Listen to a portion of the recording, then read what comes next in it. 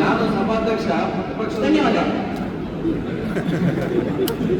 ಸಭಾಧ್ಯಕ್ಷರು ಎಲ್ಲರೂ ಒಂದೇ ರೀತಿ ನೋಡ್ಕೋಬೇಕಲ್ಲ. ಯಾವುದೇ ಕ್ಷೇತ್ರಕ್ಕೆ ಹೋದ್ರೆ ಅವ್ರು ಕಾಲ್ ಮಾಡ್ತಾರೆ. ಇಲ್ಲ MP ಅವರು ಮಾತಾಡ್ಬೇಡ. ಈಗ ಹರೀಶ್ ಪೂಜಾ ಅವರು ಮತ್ತು ವೇದರ್ಸ್ ಮತ್ತು ಹೇಳಿದ ವಿಷಯನ ರಿಪೀಟ್ ಮಾಡ್ಲಿಕ್ಕೆ ಹೋಗಿಲ್ಲ. ಶಾಂತಿ ಮತ್ತು it's a philosophical issue. Sudden ಆಗಿ ಮತ್ತೊಂದು ನಂಬಿಕೆಯವರ ಬಗ್ಗೆ ನಿಮಗೆ ಭಾವನೆಗಳು ಒಳ್ಳೆಯದಿಲ್ಲ, ಅವರ ನಂಬಿಕೆಗೆ ಗೌರವ ಕೊಟ್ಟರೆ ಮಾತ್ರ ಸೌಹಾರ್ದತೆ ಬರ್ಲಿಕ್ಕೆ ಸಾಧ್ಯ. ಇಲ್ಲದಿದ್ದರೆ ಅದು ಖಾಲಿ ಭಾಷಣದ ವಸ್ತುವಾಗಿ ಸೀಮಿತವಾಗ್ತದೆ. ಸೌಹಾರ್ದತೆಯನ್ನು ಅಷ್ಟು ಸುಲಭದಲ್ಲಿ ತರಲಿಕ್ಕೆ ಸಾಧ್ಯ ಇಲ್ಲ.